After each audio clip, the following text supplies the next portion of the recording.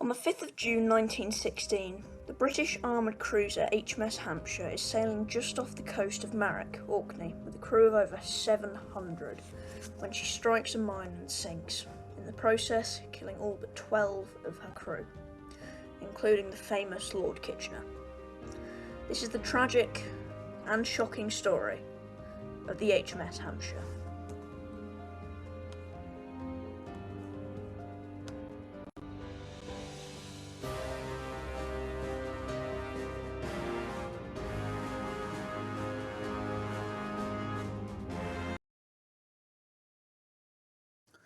Hampshire, named as such after the English county, was laid down by Armstrong Whitworth at their Elswick shipyard in Newcastle upon Tyne on the 1st of September 1902. She was launched on the 24th of September 1903 and completed on the 15th of July 1905. She had a length of 473 feet, a beam of 68 feet and a draught of 24 feet. Her two 4-cylinder quadruple expansion engines were given steam by 17 Yarrow boilers and 6 cylindrical boilers, and she had an armament of 4 single 7.5-inch Mark I guns, 6 single 6-inch guns, 6 single 6-inch Mark VI guns, that's a lot of 6, 2 12-pounder guns, 18 single 3-pounder Hotchkiss guns, and 2 single 18-inch torpedo tubes. She was initially assigned to the 1st Cruiser Squadron of the Channel Fleet, together with most of her 5 sister ships. She began a refit at Portsmouth Royal Dockyard in December 1908 and was then assigned to the Reserve 3rd Fleet in August 1909.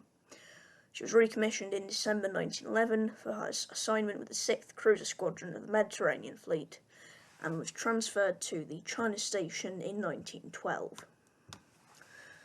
When the Great War began in July 1914, she was in the Chinese city of Weihai Wei and was assigned to the small squadron led by Vice Admiral Martin Geram, Commander-in-Chief of the China Station. She was ordered to destroy the German radio station at Yap, together with the armoured cruiser Minotaur and the light cruiser Newcastle. En route, the ships captured the collier SS Elspeth on the 11th of August and sank her. As Hampshire was too short on coal by then to make the island, Jerome ordered her back to Hong Kong with the crew of the Elspeth. At the end of the month of July, she was ordered down to the Dutch East Indies to search for any German ships at sea, only narrowly missing the German light cruiser Emden. The cruiser had not been reported since the war began, and she had sailed into the Bay of Bengal and began preying upon unsuspecting British shipping, beginning on the 14th of September. Hampshire was immediately ordered there to search the ship and remained there through October and November. Together with the armed merchant cruiser Empress of Asia, looking for the raider until she was destroyed on the 9th of November by the HMS Sydney, and no, not the famous World War II Australian cruiser. Hampshire then escorted an Anzac troop convoy through the Indian Ocean and Red Sea to Egypt, and was then refitted in Gibraltar in December before returning home to serve with the Grand Fleet. She was then assigned to the 7th Cruiser Squadron in January 1915 and was detached in November to escort shipping in the White Sea.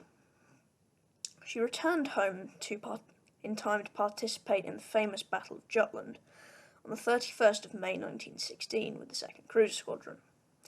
During the battle, she was never actually engaged and only fired 4 salvos at German ships that fell way short of their targets, in addition to shooting at illusory submarine periscopes through the day. Immediately after the battle, she was ordered to carry the famous Lord Kitchener from Scapa Flow on a diplomatic mission to Russia via the port of Archangelisk.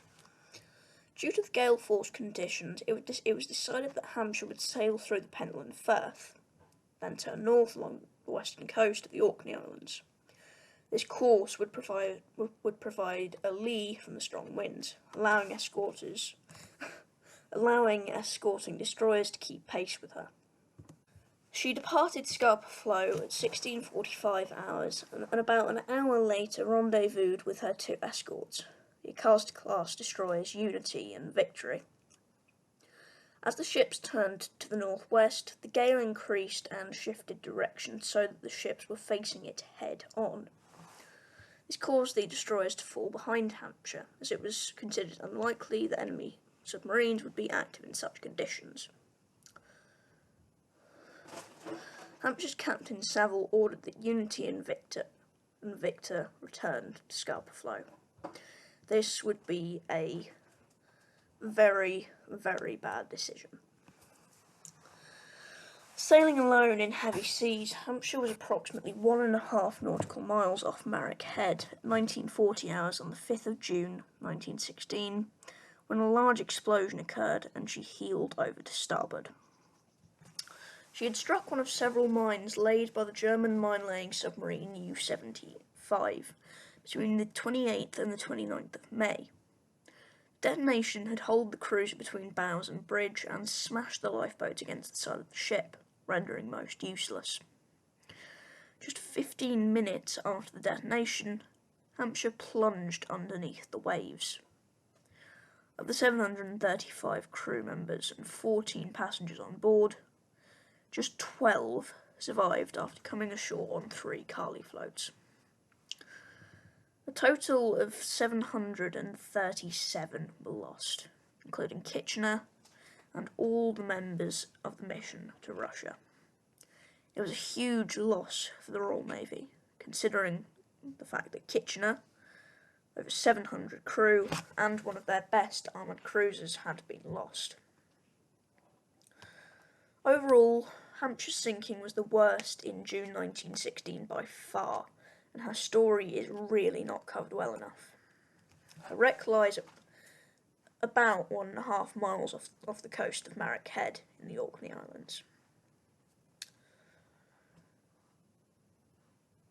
May the 737 lost that day never be forgotten.